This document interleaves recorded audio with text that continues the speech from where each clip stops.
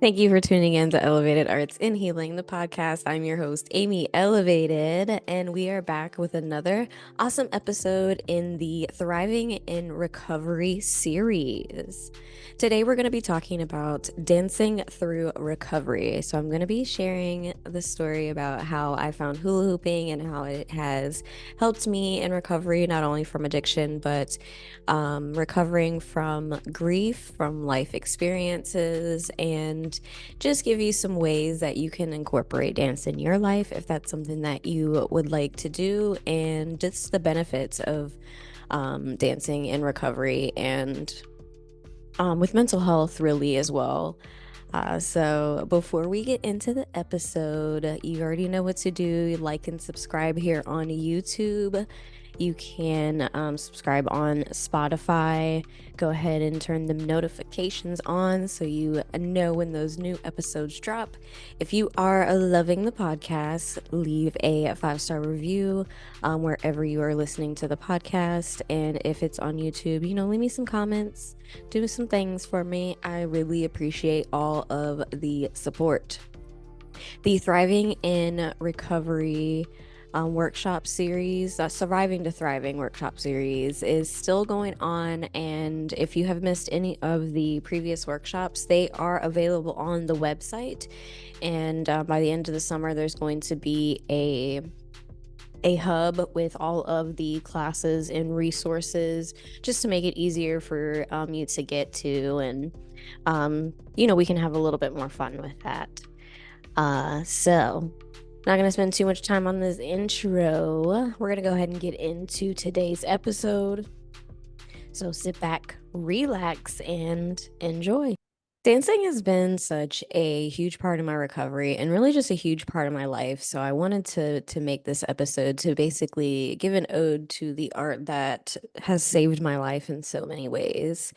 When I was a child, dancing was what I loved to do to express myself. I didn't have very many words and ways and means to express things. And I was assaulted at 10 years old. And at 10 years old, you don't really have the words to express these things. So dance was a big help for me. I wanted to be a dance teacher. That's really been my dream since I was younger. Even reading back into some of my journals when I was around 18, 19, and just seeing me say, like, dance is my passion. I don't even know what else I would do, so that's always been a part of my heart. And, I went through middle school and high school doing very artful things. And in middle school, it was more like trying things out. Like, definitely, I loved choir and, those kind of performance arts things, which is a little bit of foreshadowing in my story as well. And then later on in high school, I, um, I went on the dance team and I really loved it. And I used dance when I switched high schools as a way to, um, put myself out there so that I wasn't just isolating and not knowing anybody at this new school. So going on the dance team and trying out for the dance team was really a really cool experience. And that was my first time ever like trying out for anything. So it made me a little bit nervous. And I'm really glad that I made it. And it was like life changing from there. I knew for sure, like, yes, this is exactly what I want to do. This is exactly the road that I wanted to be on. And we were the dancers for the band. So we had color guard and then we had what we called the Golden Girls. And that was what I did. We were not exactly cheerleaders because we had cheerleaders too. So I don't know how we managed to get this dance team on the field, but we were out there crushing it and I was loving it. Um, And then after high school is when I got pregnant and also ended up really sliding into my addiction after that. In college, I only made it to like 1 year of college originally when I got pregnant. And I had applied to get into the dance program and didn't make it. And so I was already in a place where I just wasn't sure what was going on with my life, where I was going to go. And then I ended up pregnant. And, I knew that was going to change my world too. And it was like, here I am worrying about what am I going to go to college for? And I'm about to have a baby and have to take care of a whole human, not even knowing like how to do that. And it was tough. That postpartum depression was really, really tough. And my mental health was something I've dealt with since childhood. That was hard to deal with as well. And it just kind of took a turn. And once I started relying on the substances to process what I would call processing my emotions, I stopped getting in touch with my art form. And I just kind of left it by the wayside and I felt like I was never going to be able to do it. Like I had my chance and I lost it and I was never going to be able to do it. I'm a parent now and I have to do other things.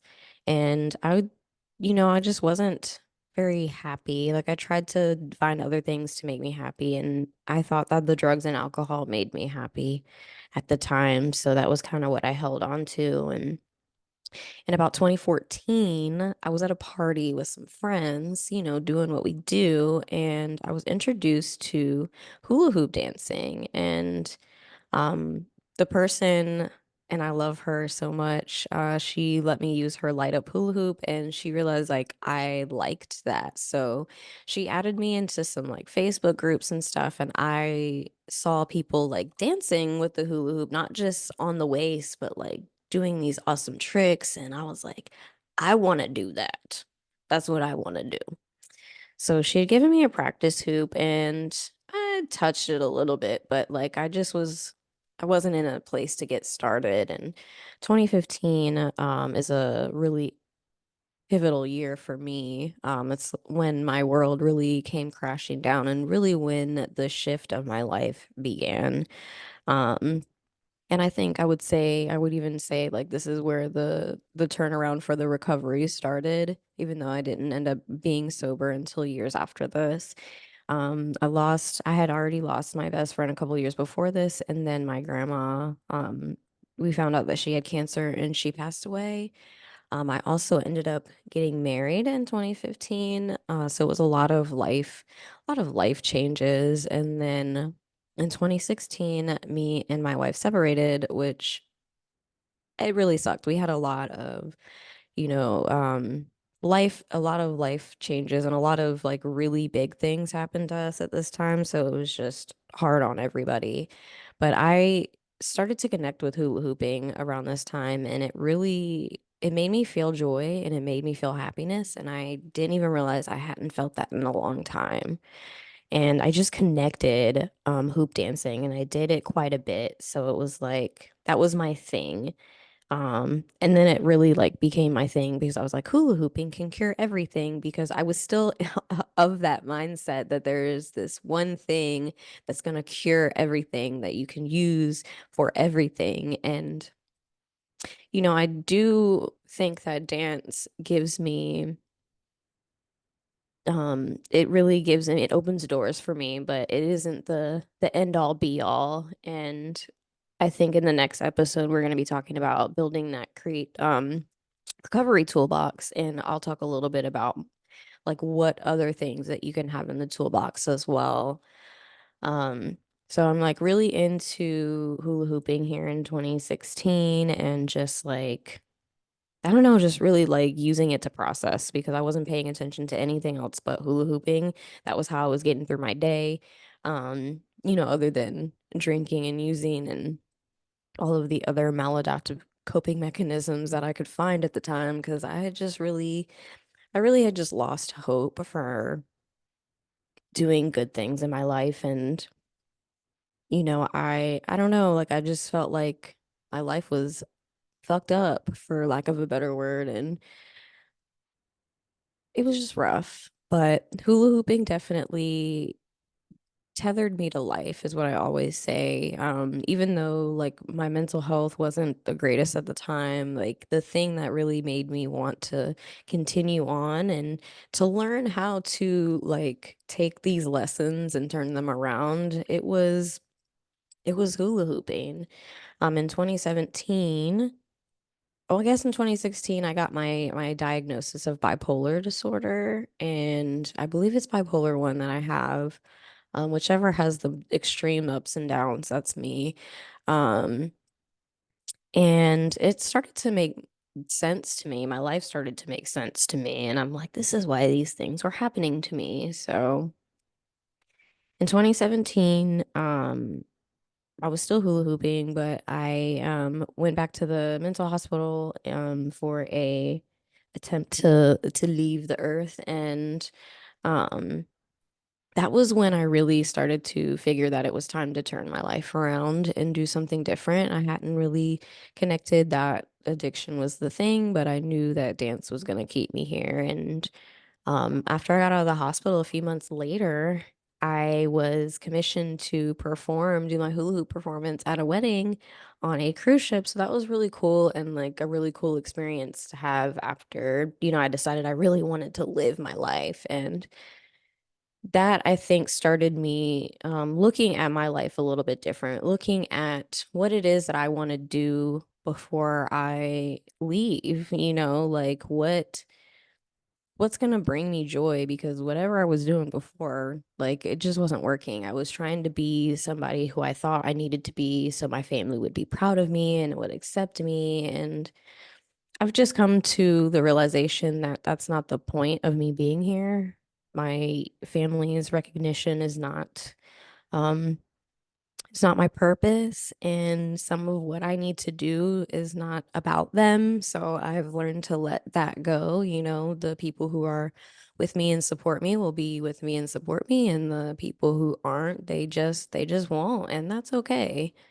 So yeah, I feel like dance has been a really, really powerful tool for healing and self-expression, which is re important in recovery, especially early recovery. You're really reconnecting with yourself, in sobriety, because most of us who have gone through active addiction, we were in it for years and years and years, and now we're meeting a person who is not on these substances, and whose mind isn't altered, moods aren't altered, and we're learning how to cope. um we're learning how to express ourselves, and sometimes we don't always have words. I know that for me, um, especially in certain situations, certain feelings give me, like, I can just feel it in my whole entire body and I don't know what to say. And it is really therapeutic for me to just move my body. And it doesn't even have to be like a choreographed dance type thing, just really moving my body in a way that feels good to me. And honestly, freestyle dancing is probably my favorite. Like, I could freestyle dance all day, every day, because it is all about listening to your body and like letting things flow. And that's really how I learned a lot of stuff. Like, I picked up some things that I wanted to drill, but for the most part, I just wanted to continue to connect to my flow. And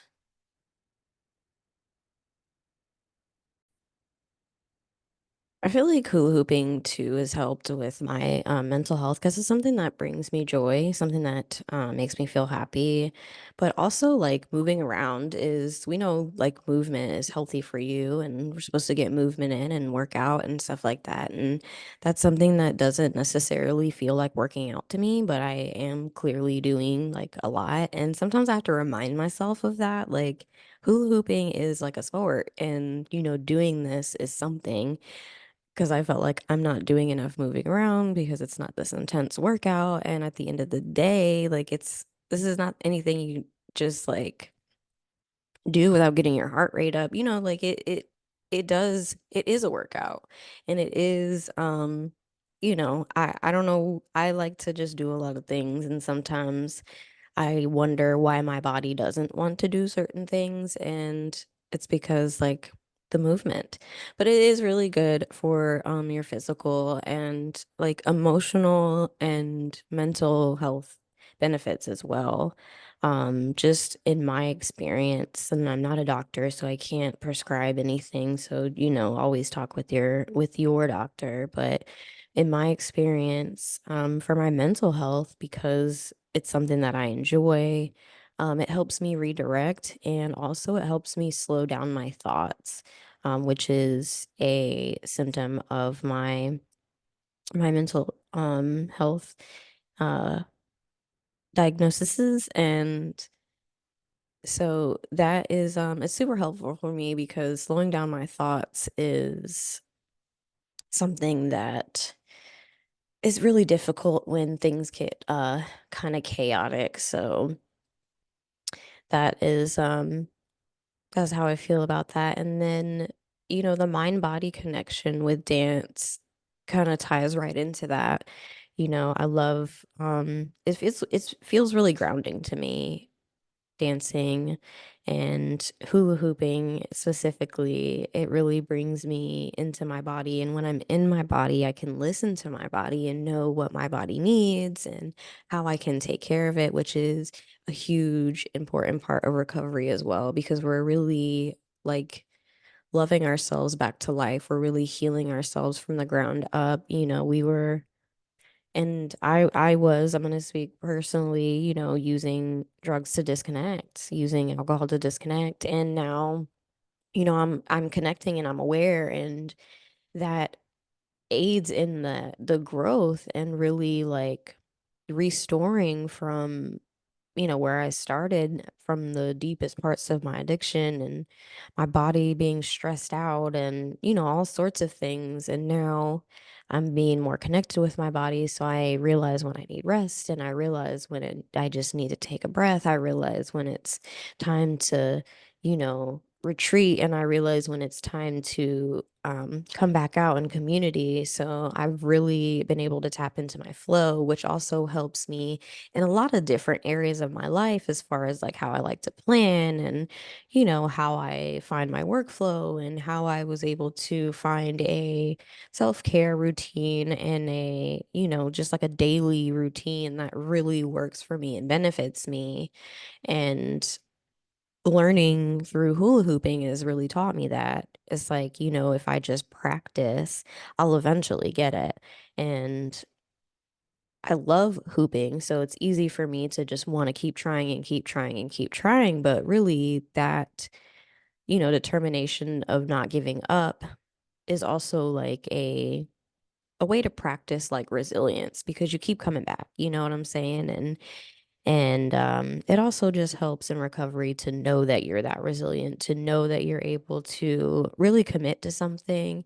Because for me, like I was very non-committal because I didn't trust myself to be able to keep up with those commitments. And it was hard to get back to, being able to do that. But I, soon in my sobriety realized like maybe, I was really hurting myself using drugs and alcohol, because that was part of the reason why I wasn't showing up. That was, part of the reason why I was the way that I was. And now that that has been removed, I see that even though sometimes it feels scary or difficult to make commitments, I'm able to do it and I'm able to show up for it. And, I am able to communicate ahead of time if I'm not able to, you know what I'm saying? So that is another way that has been really helpful. And it's been I talked about how dancing like really brings me joy, and I found like freedom. I found my freedom in dancing, and it's really helped me like learn how to stand up for myself. And it's really just super, super connected to everything that I do. And that is a huge reason why I created the Surviving to Thriving Hoop Workshop series, because I wanted to share that with other people, especially in the recovery space. We all learn things differently and we all connect to different things. And I feel like that would be a useful tool in recovery to have something creative like hula hooping.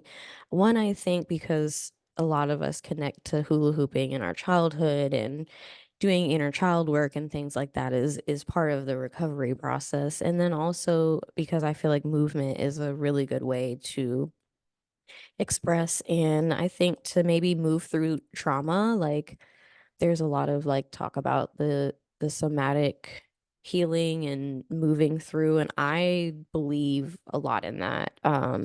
Even before I knew had language to what that was something that I think feel like I was doing with dance.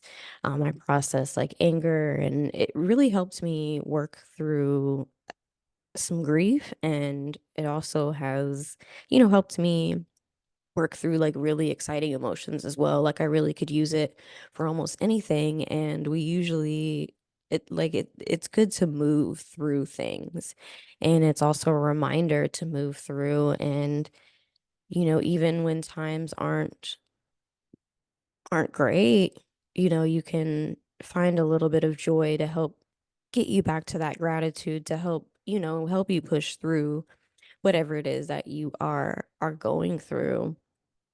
If you're somebody who wants to reconnect with dance, I mean, I have the Surviving to Thriving workshop series available for you, so you can definitely check that out.